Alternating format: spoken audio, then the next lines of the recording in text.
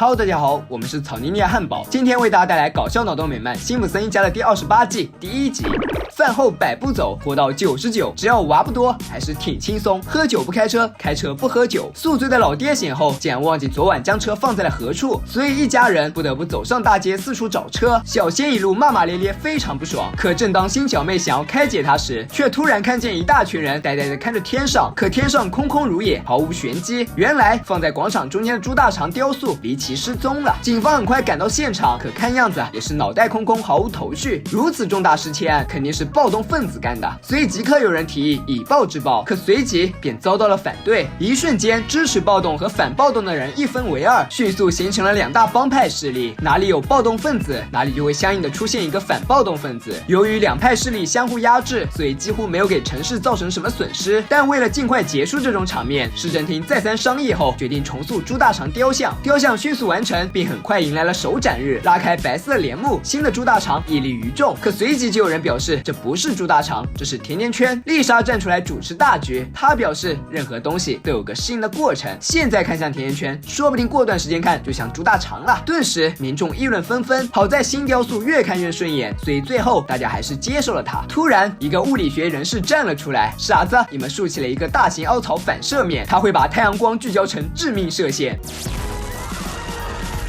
城市眨眼间变成一片废墟，于是市政即刻采取了措施，不惜一切代价将猪大肠罩了起来，并呼吁市民们齐心合力重建家园。可6个月后，口号仍喊在嘴上，家园仍一片惨象。这时老妈提议拉赞助商，于是他们来到了居住在山顶白宫里的亿万富翁秃顶家，他们即刻表明来意。可秃顶磨磨蹭蹭，老是绕开话题。老妈看出了他的心思，你能做一个小项目也是好的，重修鸭子塘或者重建春田碗什么的。殊不知秃顶与春田碗这个地方大有渊源，于是重建项目就此敲定。可在出资前，秃顶还有一个条件，就是他希望在建好春田碗后举办各种演出。消息很快传了出去，各大电视台相继报道，秃顶也因此走进了公众视野，并利用媒体大肆宣传自己将在春田镇上举办的演出，同时呼吁各界人士勇于示警。这天，示警的现场来了一位美声歌唱家，年龄是大了点，模样是差了些，好在还属于实力派范畴内。你唱得很好，可长得过时了，所以我给你 no。 选了一堆人，秃顶非常懊恼，怎么就找不回当年的感觉呢？回想当年还是小孩子的他，在妈妈的陪同下参加演出，他曾发誓一定不会让妈妈失望，可最后却变成了全场的笑话。从此嘲笑的阴影狠狠地扎在他幼小的心灵深处，所以现在他要一雪前耻，重造一次当年的演出。可要想还原当时的场景，就必须得有小孩子，所以秃顶走进了学校，打算在学校里亲自物色演出人员。功夫不负有心人，黑脸白脸很快选齐，奈何名单卡在了最后一步。这时丽莎走了过来，想要助他一臂之力，女人干不动这种体力活的。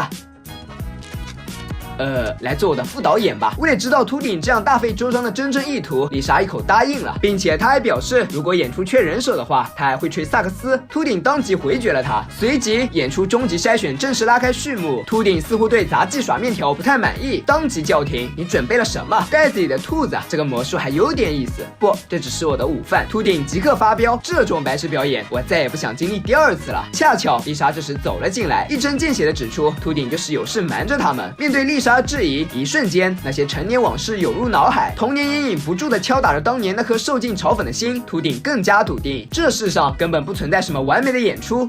那这个呢？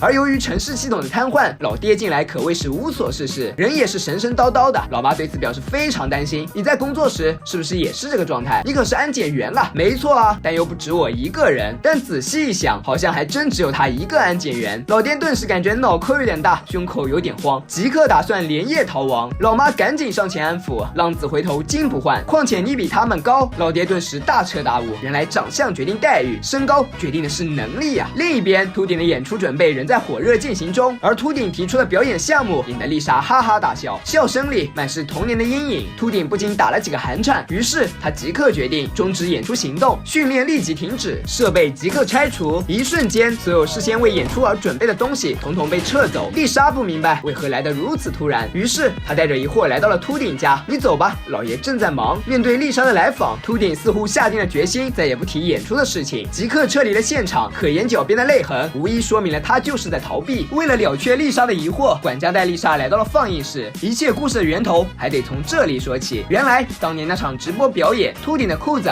意外当众掉了下来，顿时引得观众爆笑连连。而也就是从那时候起，秃顶便有了童年阴影。这时秃顶走了进来，他告诉丽莎，当时几乎半个美国都在嘲笑他的屁股。丽莎也终于明白过来，看来秃顶不过是想以一场完美的演出来弥补当时的遗憾。丽莎表示，秃顶不该半途而废，你甘心向那些嘲笑你的人认输吗？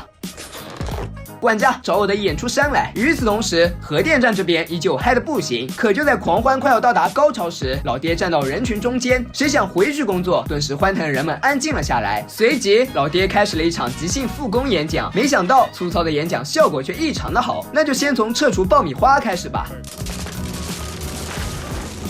另一边，秃顶精心策划的演出也正式拉开了序幕。这一次，面对众人的笑声，秃顶似乎坦然了许多。接着，表演开始，合唱、双簧、合奏，以及让人赞不绝口的魔术，种类之多，掌声不断。演出几经高潮，突然远处传来一阵烟火，这不在表演范畴内呀！原来烟火的出处来自于老爹的核电站。看来老爹的复工之路并不如意。应景的烟火似乎是演出最好的闭幕，可秃顶却表示一切还没结束。接下来，秃顶决定挑战自我，正面回击童年阴影，气势准备，道具归位，可内心不免还是有点慌张。表演正式开始，聚光灯即刻到位。万万没想到，这只是一个轮回。秃顶即刻甩锅丽莎，可就在两人准备争论时，他们却发现观众席里空无一人。秃顶顿时大彻大悟，那些你以为过不去的坎，其实早在很久之前就已经曲终人散了。秃顶顿觉自己脑海中的嘲笑声不见了。这场治愈的表演在萨克斯中圆满完成，可亿万富翁光屁股还是上了头条。为什么辛普森家干啥都不成？可能是因为那个诅咒吧。很久很久以前，辛普森一家曾拒绝了2位想要寄宿的旅人，可万万没想到，门外的是耶稣的母神和父神，于是他们便诅咒了辛普森一族。从此，辛普森家族代代都是无用之人。秃顶为了从童年阴影中走出来，大费周章想要重来一次当年的演出，可世事弄人，结局不过是一场轮回。而虽是相同的结局，秃顶的心境却变了。空空如也的观众席，无疑是在告诉秃顶，你自以为过不去的那些坎，其实只有你一个人记得而已。抓住过去不放的人，会永远困在过去。那些不堪的回忆，大都是自己一遍遍回放的录影，可这无非是自己不住的在提醒自己，当时的不堪和窘境。痛苦一旦变成日用品，生活便会成为用刑地。可遗忘和铭记都取决于自己，放不下的人将困于无尽的黑暗里。本期视频就到这里了，喜欢的小伙伴别忘点赞、评论、加关注，咱们下次再见，拜拜。